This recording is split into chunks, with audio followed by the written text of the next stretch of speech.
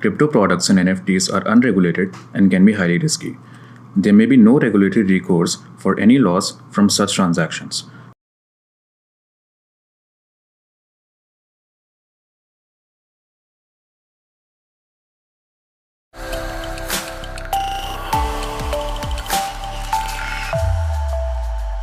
Hello and welcome to ET Markets Crypto TV, presented by CoinSwitch Kuber.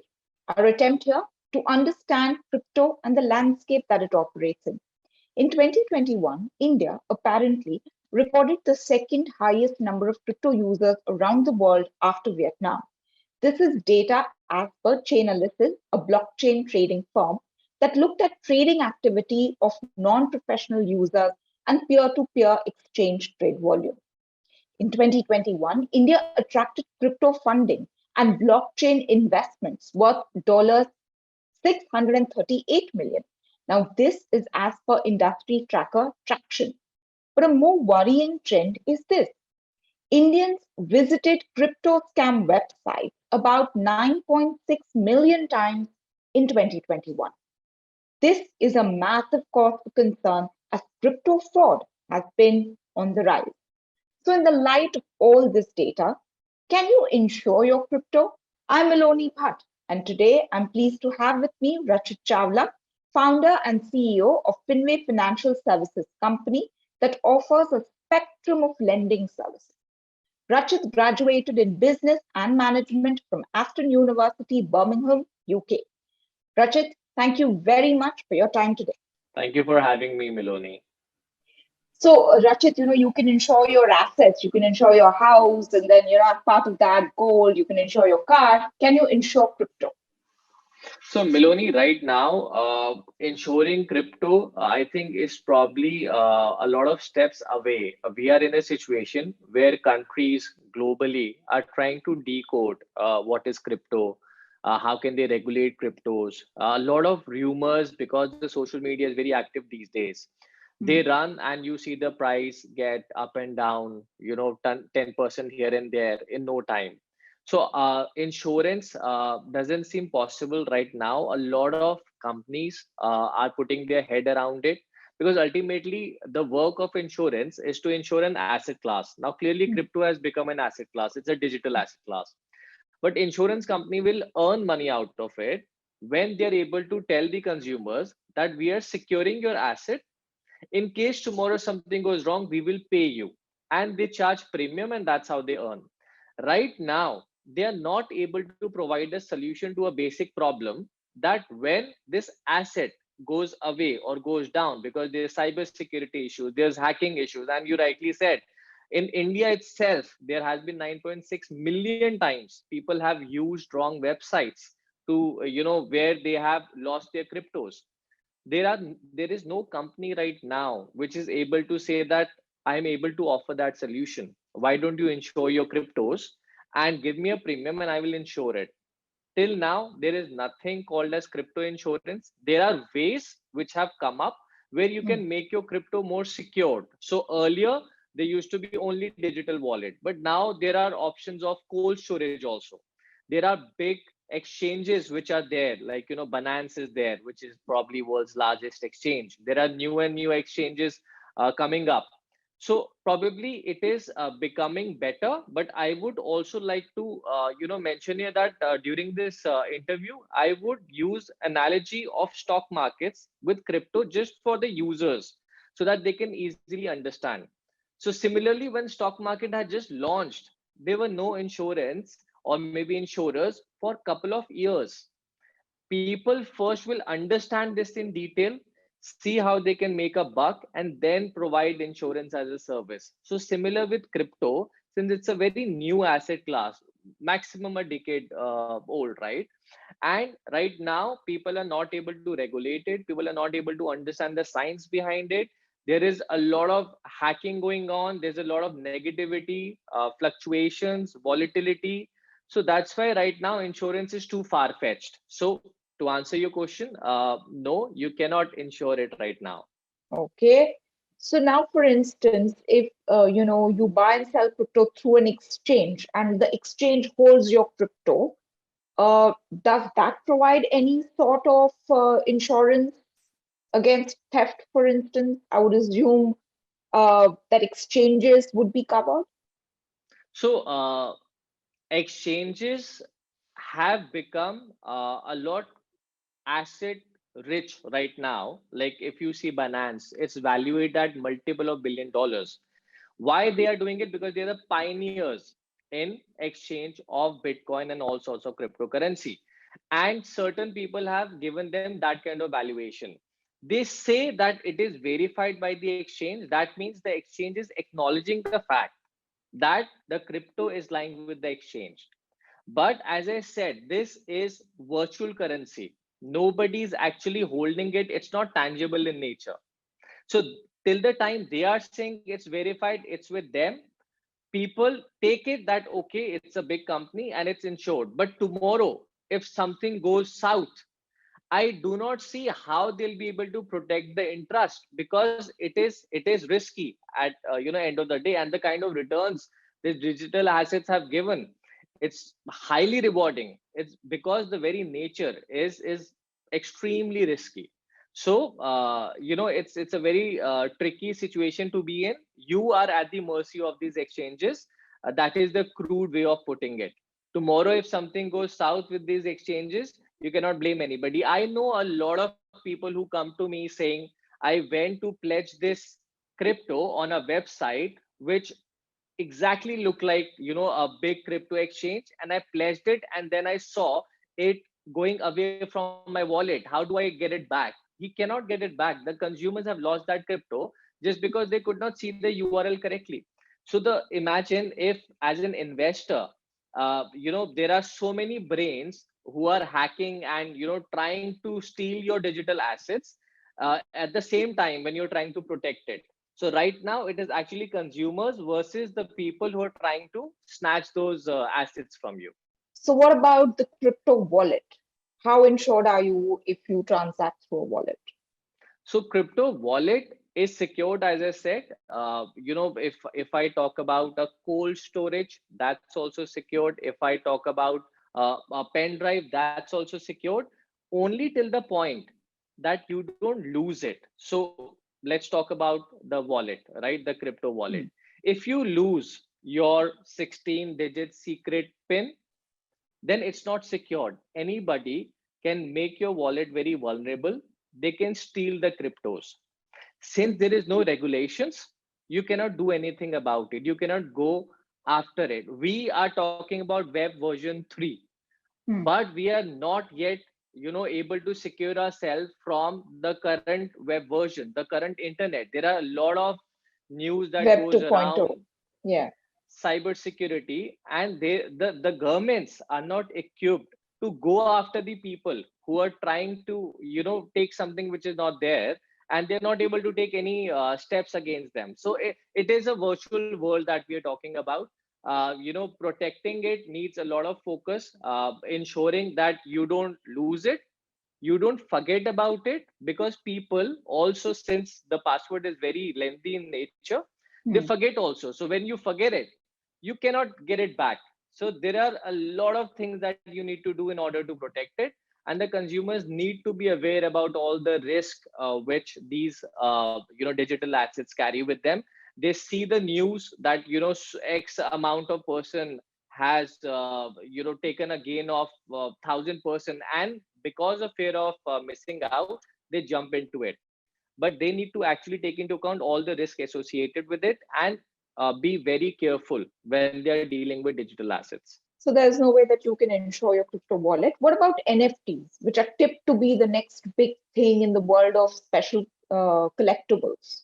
Can you insure an NFT? Miloni, there are companies which says that you can insure NFT. Very recently, few companies have started. I don't know how good or bad they are, but to be honest, NFT also is too soon to comment on insurance, because Hmm.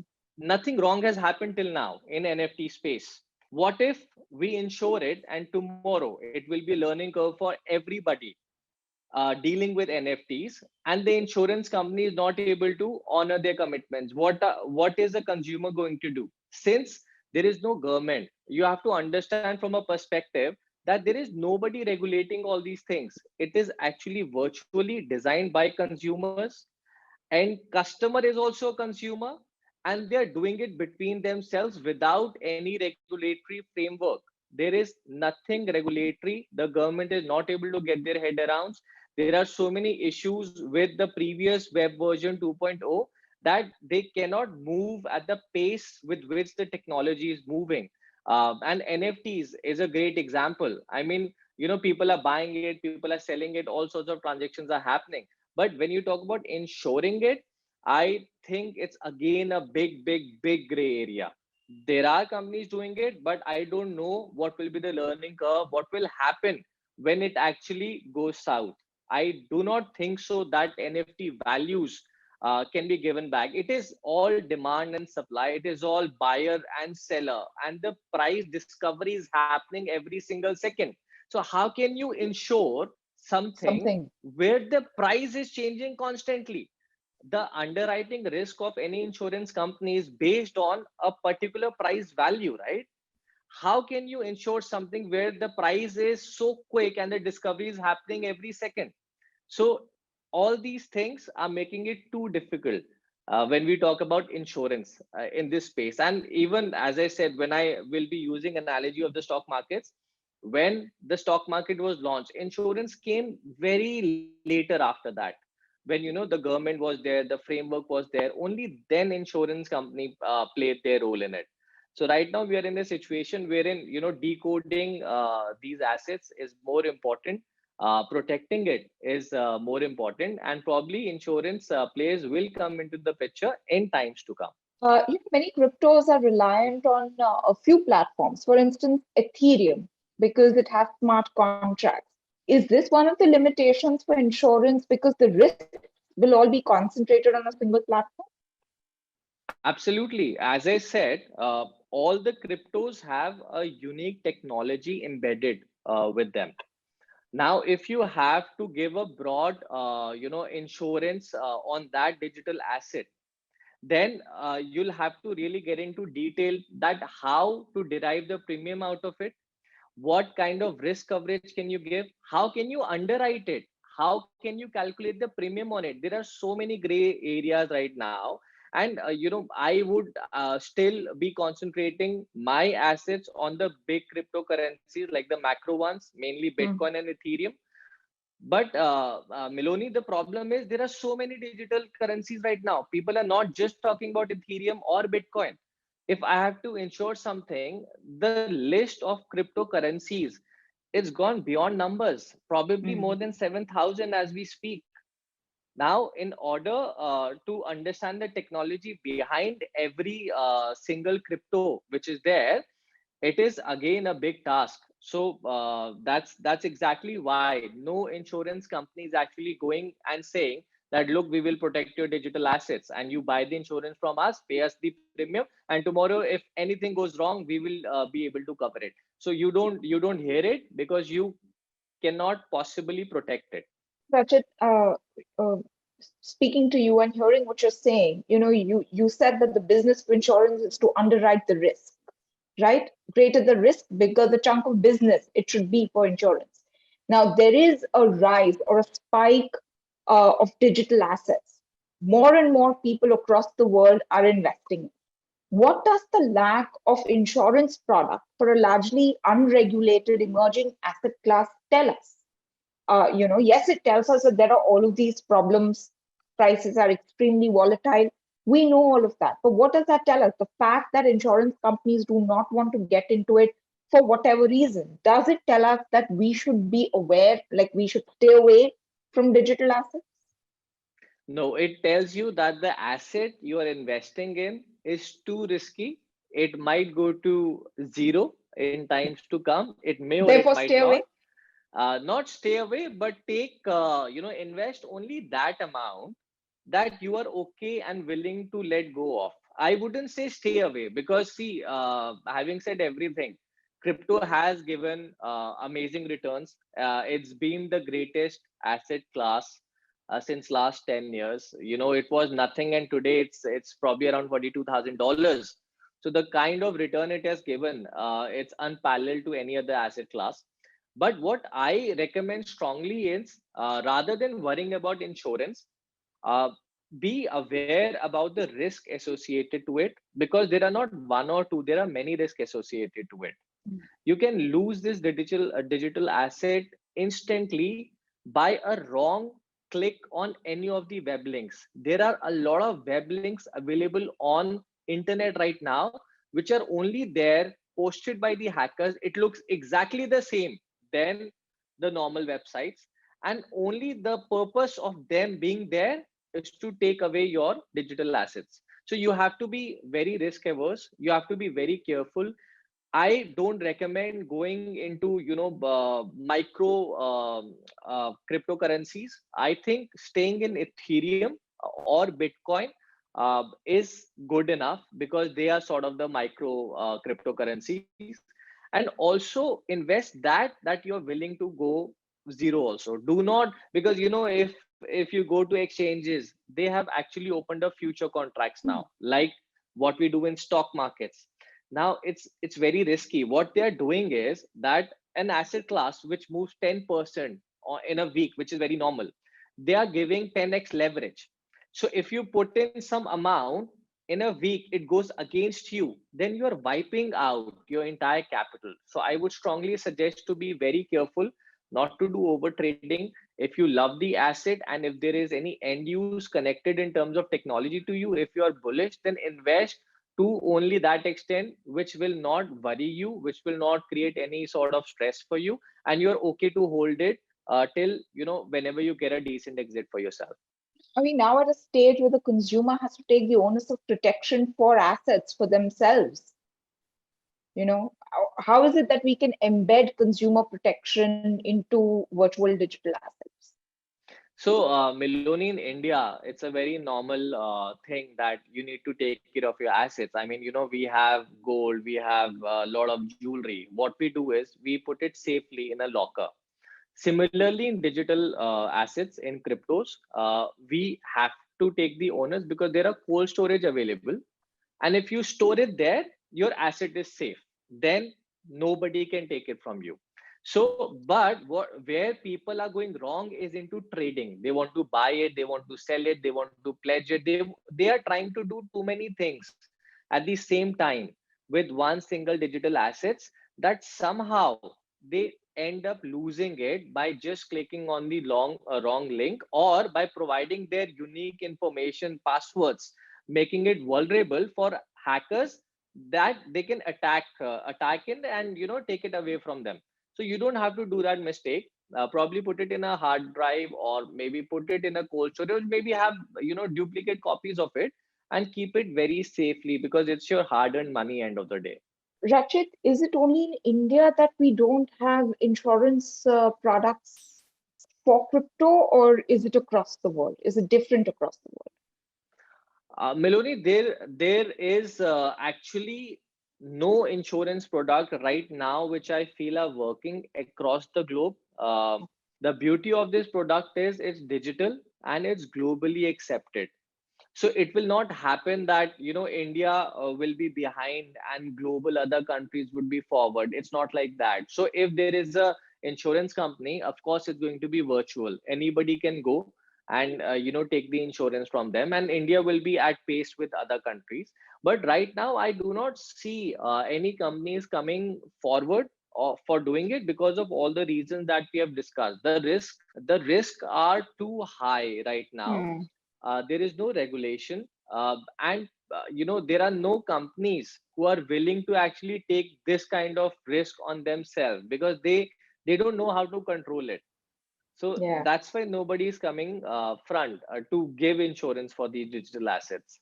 Yeah, I think you're right. The possibility for extreme volatility, I think, is going to keep most insurance from jumping in too quickly when it comes to crypto. Instability in valuations, where three-figure value swings are normal. Which can also influence premiums. All of that, I think, is going to keep insurers at bay. And of course, this puts the onus more on people who invest in crypto to take care and to manage their assets really carefully. Oh, absolutely, Meloni. I totally agree. And end of the day, think of it as a, tangible asset. I mean, what you do with tangible asset? I mean, you protect it, right? And you ensure that nobody robs it.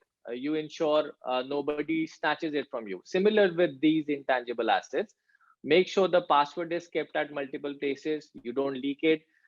Avoid pledging, trading it too much, because when you're doing that, somewhere or the other, you might get a pop up and you will be very tempted to click on it and provide your details and gone. I mean, your digital assets will just go away. So do not do all those things. I mean, be very careful with your asset. Also, I strongly recommend cold storage Mm. because there the asset is very safe. It's not vulnerable at all, and it's in a protected environment. So people should explore that opportunity as well. Right, Rachit, thank you so very much for all your inputs. Rachit Chawla, founder and CEO of Finway Financial Services Company, explaining to us why it's important that we take care of our own crypto, because right now there is no insurance product that protects it. Thank you all very much for joining us today. Crypto products and NFTs are unregulated and can be highly risky. There may be no regulatory recourse for any loss from such transactions.